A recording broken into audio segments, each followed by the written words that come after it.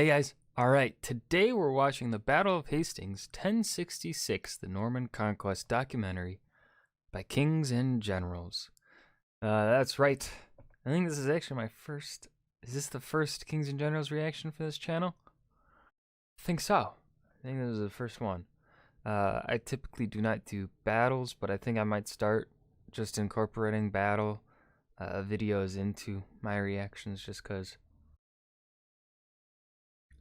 there are things that you can learn from them. It's just I typically wanted to avoid them because, well, I'm not a military historian, so that's kind of the biggest reason. I'm not a military historian.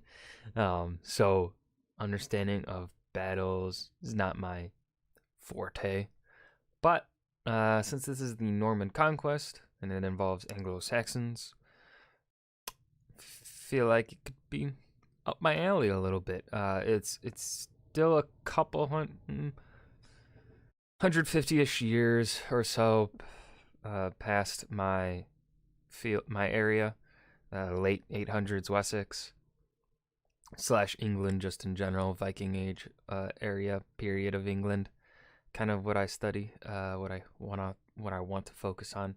But you know, there's general. I know some things about Hastings. Yeah, anyways, I'm gonna stop rambling. We're just gonna watch the video.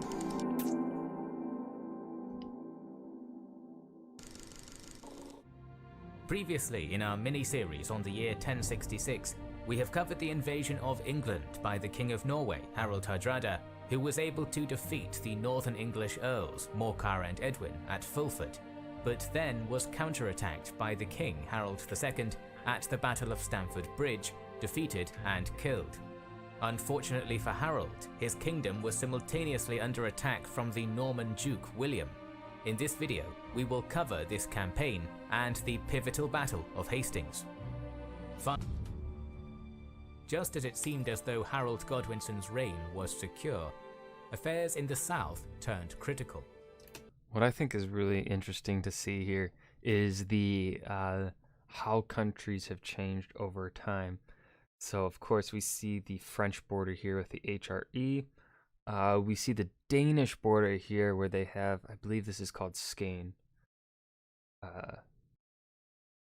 My family, I don't know if anyone's interested. My family, we know the at least region. We come from, we're Linköping, somewhere around in this region, southern Sweden, around here, Småland. That's where we come from. That's where my family comes from. My Swedish family. My Germanic family comes over from like Prussia. But yeah, it's really interesting to see, like, I feel like most people wouldn't consider like this area like Norwegian or Danish anymore. So it's like, it's just Swedish. This is Swedish now. Just like how no one would probably consider this Scottish, they'd consider it English. Or, I mean, yeah, you'd still consider, if you have an understanding, you'd still consider this Welsh, but because Wales has been under the English control for so long, I feel like England and Wales is like just I feel like when you talk about the Welsh area, a lot of people will just say England or whatever because it's been under control for so long, right? This is an American point of view. Those in Britain, I know you're gonna say something fucking different. I know. I know, because you guys grow up there. So that context is going to be there for you. You're going to know the difference between the Welsh and the English. Americans don't. Americans don't get that education. So there. Since discovering that the crown he considered his had been so unjustly stolen away, William of Normandy had been an incredibly busy man. The Duke oversaw the construction of an invasion fleet, while his army was not only made up of the Normans, but large quantities of mercenaries from other French baronies, Aragon, Hungary, Germany, and even as far as Norman Apulia. Really? All in all, 10,000 eager men gathered at Dives throughout August 1066.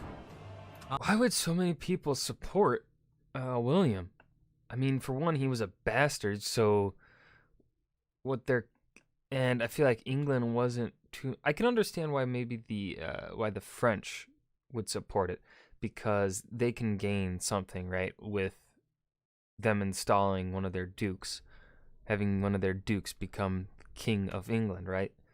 But for more foreign powers, I feel like also what it does is it kind of establishes a little bit of a precedent of monarchs, I guess, delegitimizing one monarch for another, right? Well, actually, I think William did get the Pope's permission for the invasion, so Pope himself legitimized William's claim.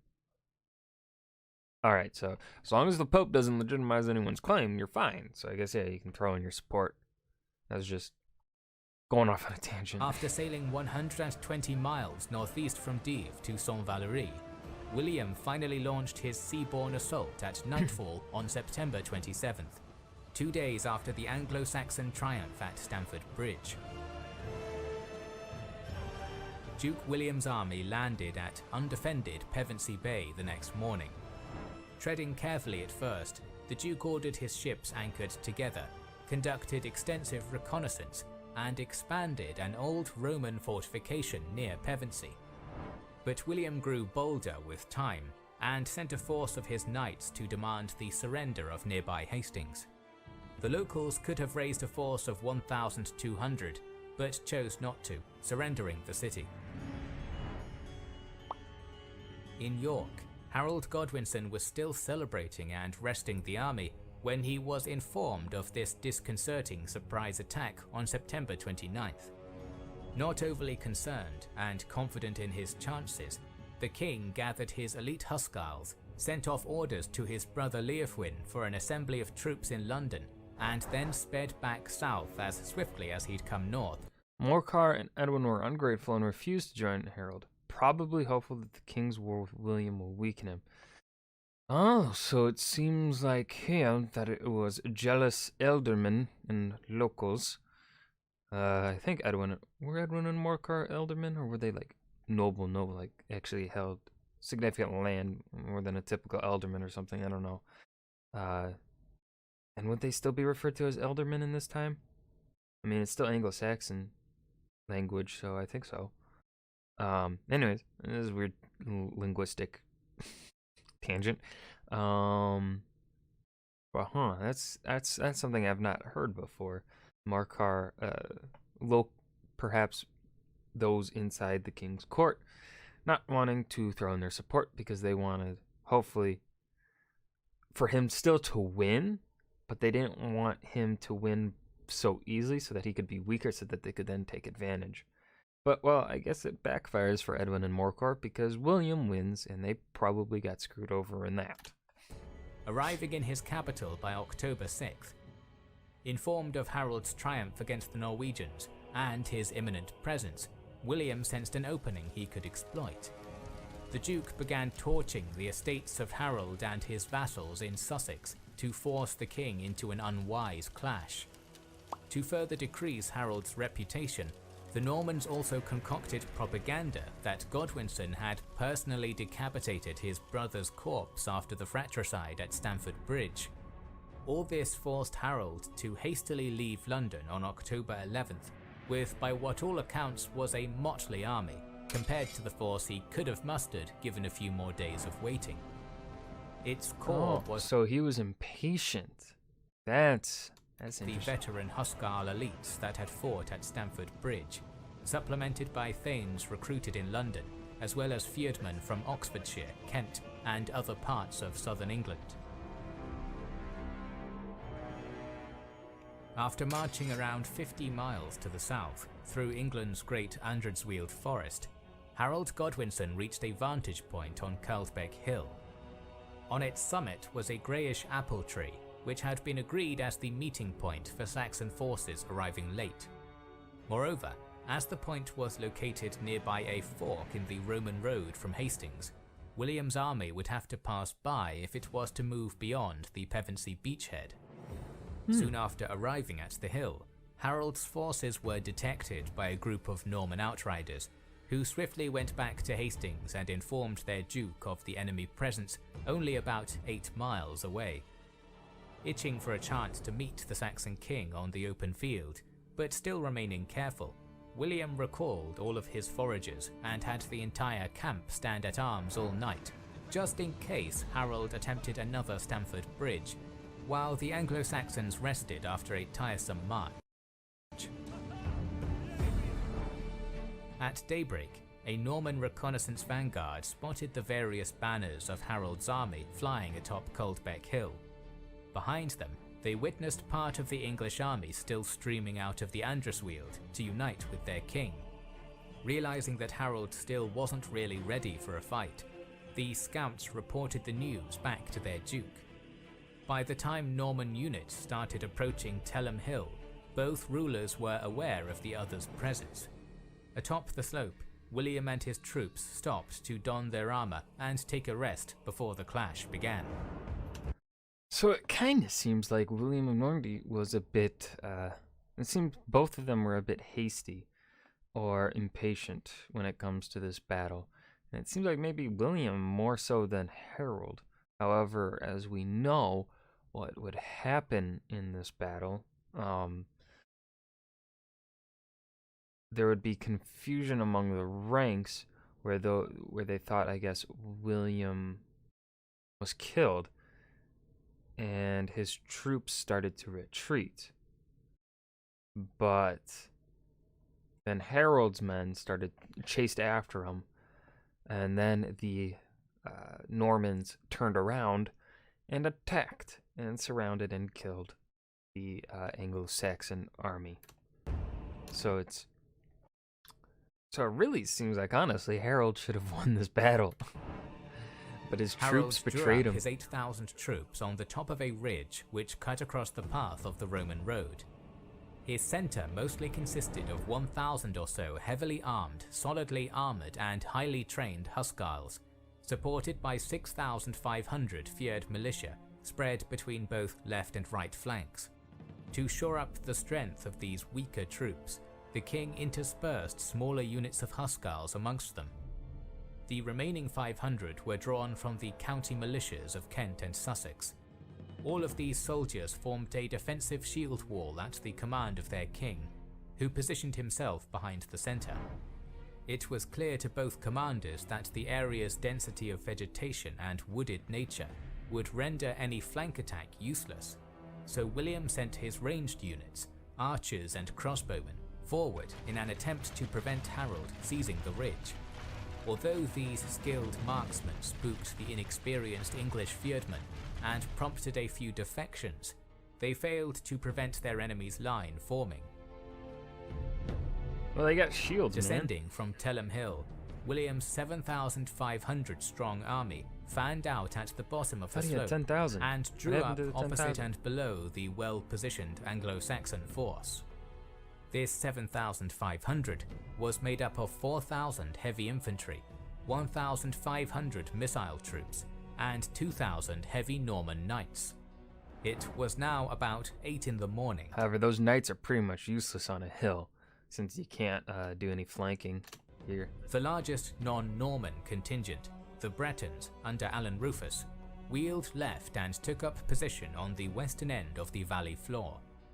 The Duke of Normandy himself, along with his friends, companions and hardened Norman troops, manned the centre. To their eastern flank was William's smallest division, comprising retinues from Flanders, Picardy and other regions.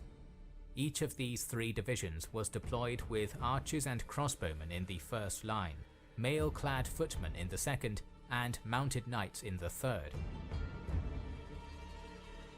Approaching 9 AM, some writers describe how a minstrel known as Taillefer rode in front of Duke William and regaled him with the Song of Roland, an epic poem of the eponymous Frankish hero. When this enigmatic troubadour-like adventurer was then granted permission to strike the first blow against the English enemy, Taillefer galloped towards the Anglo-Saxon army, killed 2 of the men who came out to face him, and was then slain in turn.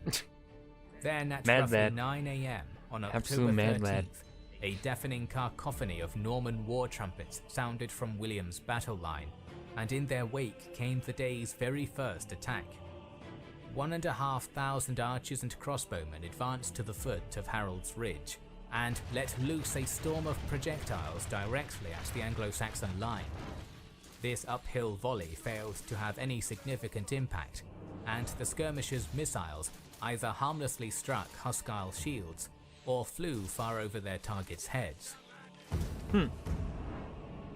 With Harold Godwinson's tightly packed English army virtually untouched by the bombardment, William's heavy foot began ascending the Senlac Ridge slowly, beset throughout the entire climb by a constant barrage of javelins, Danish throwing hatchets, stones, and even planks of wood. Upon reaching melee range, the first Norman line was stabbed and cleaved asunder in its dozens of men, but nevertheless grimly pushed on.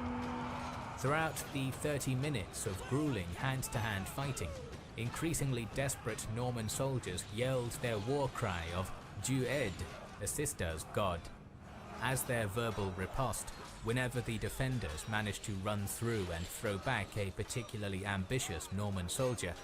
Anglo-Saxon warriors would defiantly shout, "Out, out, out," to the invaders. Much like the missile attack before it, William's infantry charge began ingloriously fizzling out after around half an hour, and this left the Duke with only one option. At a signal, 2,000 of the most lethal heavy cavalry in Europe followed the banners and pennants of their lords up the slope in support of the infantry. Unfortunately for them, because the withering climb up the Senlac Ridge affected the horses bearing 250 pounds of rider and equipment, Goddamn. the Norman impact against Harold's shield wall was relatively gentle, already hindered by the harsh uphill slog, and kept out of Harold's tightly locked infantry formation. The situation for William's troops was made even worse by the sheer lethality of Anglo-Saxon arms. When a Norman soldier got too close, the shield wall would open for a moment, only for an Anglo-Saxon Huscarl to burst forth and swing his two-handed axe at the unfortunate victim. It was reported that a single, powerful swing of this fearsome implement could cut through both a horse and its armoured rider like a hot knife through butter. Probably It wasn't bit of too an long exaggeration. before these stubborn tactics began having an impact. Because horses are thick, and especially if you want to get the right angle to chop through both rider and horse, you know, especially rider with armor, and I don't think you're gonna slice through. On his left, both. William's Probably roughly slice through the handled horse Bretons easily, yeah, simply on couldn't its own. take any more punishment from the Anglo-Saxon Huscarls. Peasant foot soldiers and noble horsemen alike turned from their English tormentors and began hastily bounding back down the slope in a headlong retreat. Disobeying their monarch's express orders to hold fast, triumphant Anglo-Saxon fieldmen on Harold's right pursued their adversaries down the Senlac slope, killing many fleeing enemy soldiers, but also rendering themselves vulnerable in the process. Nevertheless, the Breton flight exposed William's centre to an attack from its flank, and so the Normans too began pulling back uneasily.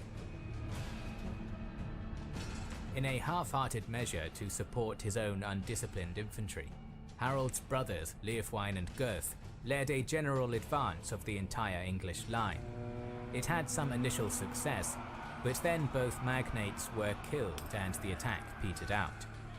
With little to show for the deaths of two valuable leaders, the Anglo-Saxon main force did not push any further and left the onrushers to their fate. Understanding the incredible danger of this moment, William and his fellow commanders acted quickly and decisively.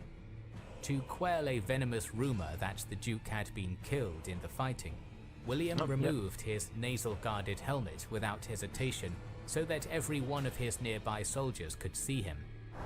The Bayeux tapestry even shows Eustace of Boulogne pointing to the Duke in what seems to be panic, trying desperately to show the troops their commander was alive.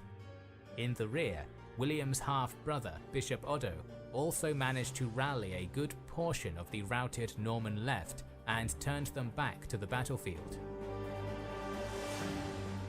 At the same time, the Duke of Normandy took several hundred elite knights from the centre and launched an attack against the disorganized Feigned on near flat ground, perfect cavalry country. Yeah.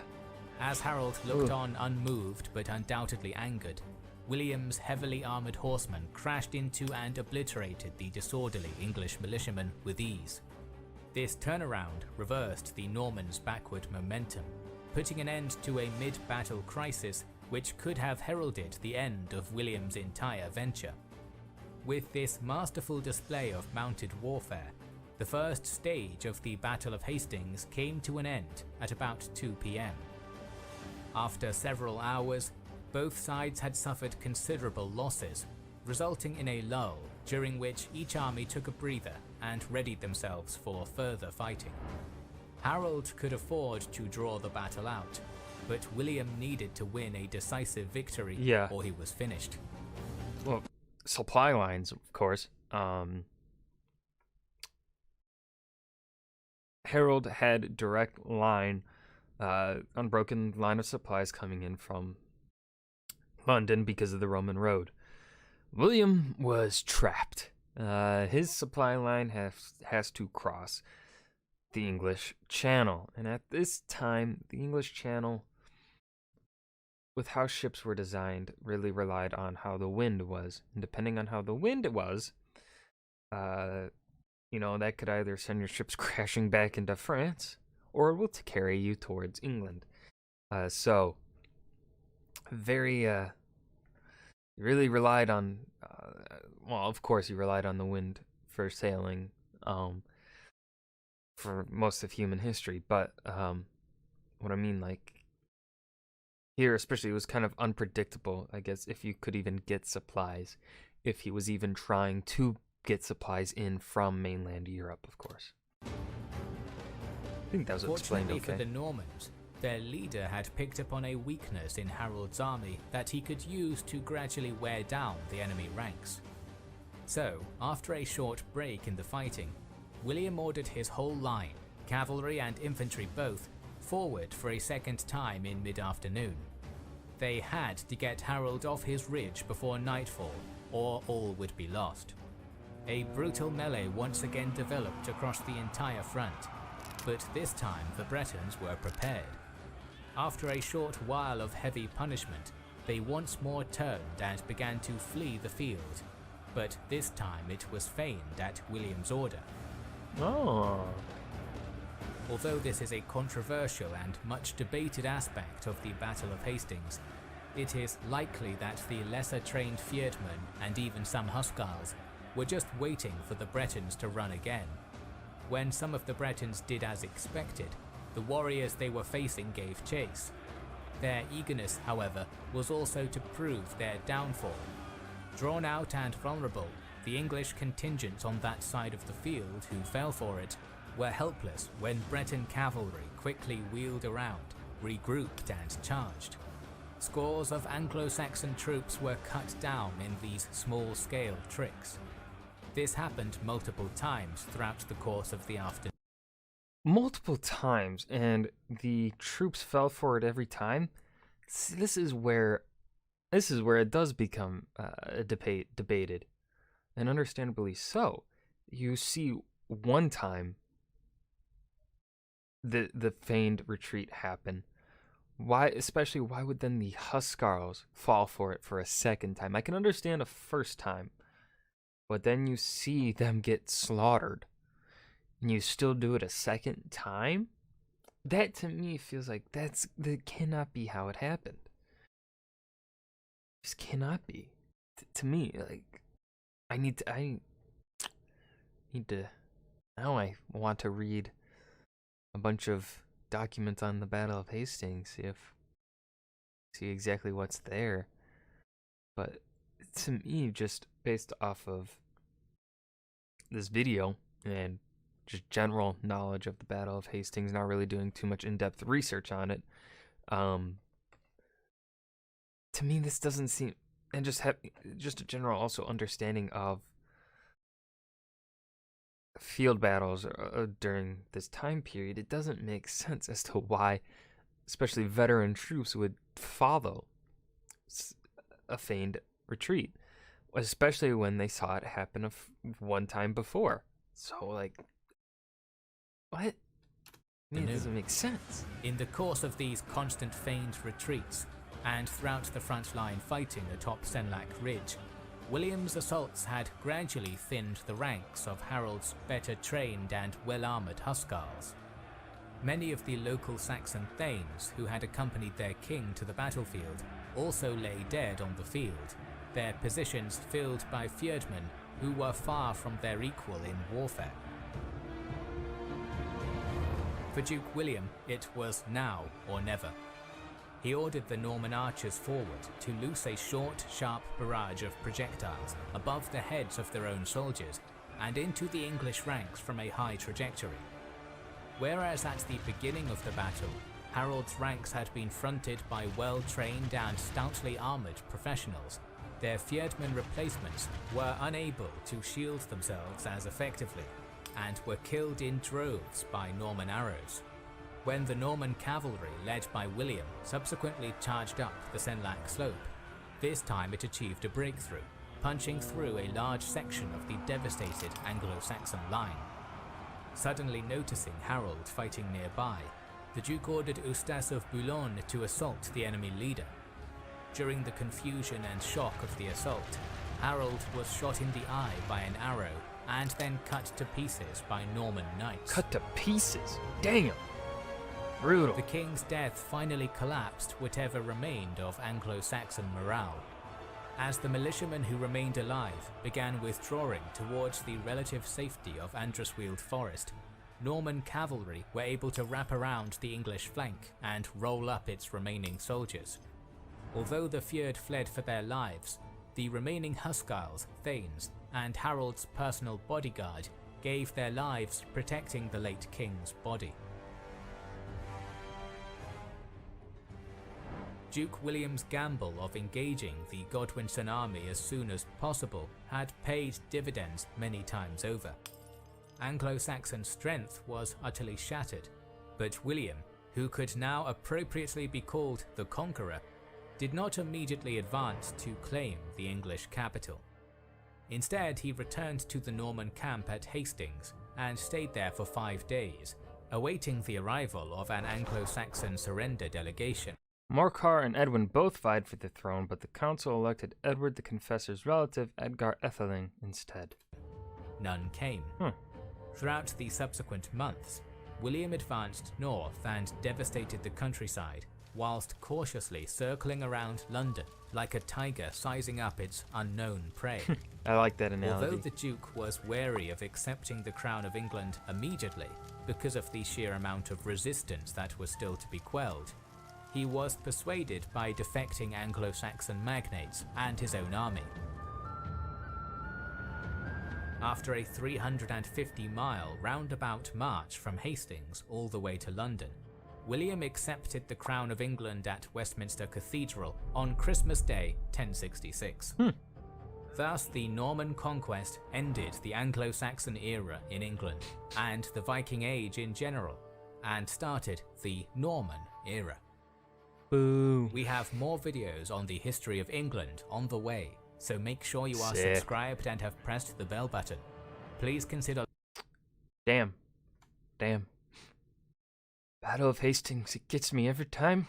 Such a sad, sad day. The end of the Anglo-Saxons and the rise of the Normans. Oh. It hurts the soul. A good video. I love kings and generals. They make some great fucking content. I don't know what else to add. Their research was good. As always, they always do some fantastic research. But yeah, to me, it doesn't, as I said earlier, it doesn't make sense why the Huscarls would fall for a second feigned retreat, especially after seeing the first one. You know what happened after the first feigned retreat, right? So I don't. If that entire side was full of Feirdmen and militia, I could understand it. But if it's like a whole unit of, like a whole contingent of Huscarls are on that side and they fell for it, that to me doesn't make too much sense. but not a military historian, so what do I know? But yeah, hope you guys enjoyed. Remember to leave a suggestion down below for what you want to see me react to next, and I'll see you guys in the next video. Thank you.